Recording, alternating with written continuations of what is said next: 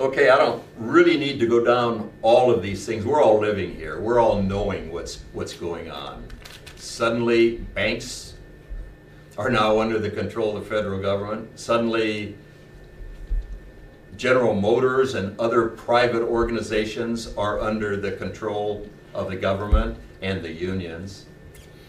We have all of the economic bad news going down. I don't think I really, at this time at least, need to talk about it. We've talked about the Civilian National Security Force and several other areas that are really evidence that the takeover has occurred.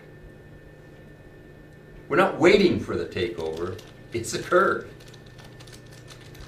Money's being spent, legislation's being passed. Yeah, we have the courts if we think we can rely on the courts.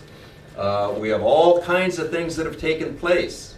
And we'll look at it in the consolidation aspect. I'll deal with in just a little bit. You know, let me back up just for a second to give you kind of an idea on Bolshevism. You know, that fire triangle, if any of you are familiar with fires, you need fuel and oxygen and ignition. Well, the communists in this country since 1872 were like all that tinder in the forests. No spark, nothing happening. They're just going along, the timber keeps, or the trunks keep falling, the trees keep falling, but nothing happens. Oxygen, yeah, that oxygen's been out in that forest, just like the rest of the communist lawmakers and that. All these are communists just working, they're just sitting there, and along comes the spark, the ignition. That's the Bolsheviks, that's the tactic now. Communists didn't have a tactic. Then the Bolsheviks came along, and that was the ignition. And suddenly that forest is an inferno. That's how we have to look at the Bolsheviks. They're here. Obama is a Bolshevik, not by my declaration. If you read his books, and I would urge you not to if you haven't, he's very clear. All of his utterances are very clear. He is talking Bolshevik tactics. He's not just a communist, not just a Marxist. He is a Bolshevik communist and Marxist. And the Bolshevik design is to create a vanguard and take over and rule and take everything, and they are the masters. And that's where we are. Now, how could that occur? We think there's going to be an election, and we think he's going to lose. The Democrats are going to lose. So how are they going to pull this off? Everybody's against the health care. Everybody's against. They don't like all of his things, and yet he still sits at 50-50. Likeable. Forget whether they approve what he's doing. That's not important to them. He's likable at that point.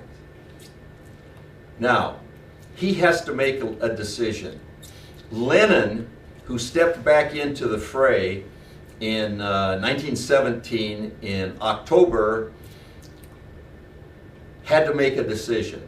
There was an all-Russian Soviet election coming up on the 25th of October.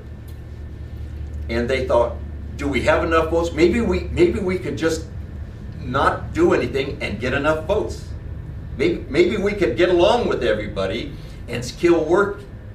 Because if we try something and we don't make it, it'll be Trotsky's famous words, we will end up in the dustbin of history. We'll be done. Well, in July they tried, not Lenin, but some Bolsheviks tried to have a big rally and take over in July of 1917, and they got put down, and Bolsheviks got put in jail, and Lenin ran, and all of the people on the right said, the Bolsheviks are dead and over. It's done. So now here they go, they start up again. And in October he said, what do we do? If we lose the election, we're out. If we try something and we don't make it, we're out. Let's do it. They can't stop us. So they took over. Just went in and said, we're it, folks. You people are all gone. The military didn't rise up against him. Half were for him and half were against him. The police did nothing. So what do we have? How does that compare in this country? What does Obama do? Well, in the book, I've written a speech for him, his executive order speech, and it was so good that I thought he could pull it off. And it was so good that my wife said, he can do it. And then I wrote the other side and said, no, he can't do it. If we do the right things, he can't do it. So let's say he's not sure he can win the vote. What'll happen? He'll be like Lenin. And when I say he, the Bolsheviks behind each of them, who said, we got to do it. So they just took over. But Obama, he just says, look, folks, you know what problems we have. They will not work with me. Everything he does is for his purpose. This super duper group of half Democrats and half Republicans. Obama wins. If they cut $1 trillion, he's the hero. If they can't get along, it's those darn Republicans again. Folks, look, I need another 6 months because, you know, Ronald Reagan said, don't change horses midstream.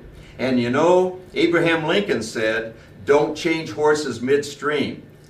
Complete what you started. He said, that's what I have to do. I'm not canceling them. I'm just delaying them. Now, what can we do about that here? Nothing. There's nothing we can do. Nor can they in Chicago or Dallas or San Francisco or Atlanta. What can they do? Nothing. We have to have somebody that can stop that. Who is it? I am saying it's never been the military in any of these countries, and it will not be the military here. I am saying it will not be the police force. They have never done it. They like to call themselves apolitical. We work for the government that's in there. Military, he's our commander-in-chief. We have no authority to go against it. Now, there'll be a few policemen and a few military. They're not going to. The militia, last I seen, there's 6 million coordinated militia who will rise up. Yeah, sure. I think there are people out there, I mean, I know there are a lot of people with weapons, but having weapons, what do you do with them? Shoot me? Because I don't agree with you? No, there's nothing we can do here. We can have all of it.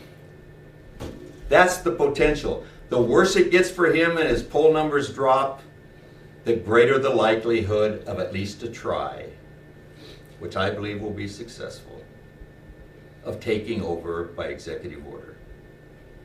Interestingly enough, right after the last election where the Tea Party, I believe, had, but others deny that they had any impact on the elections, they immediately urged, these are high-level people, Obama to rule by executive order. Maybe some of the Soros groups and that, maybe you saw some of that.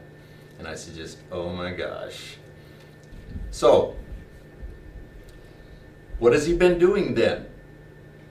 What has he been doing to consolidate? If he in fact has taken over, if he may keep control, what has he done to consolidate this? And that's what we're going to look at briefly in this next session.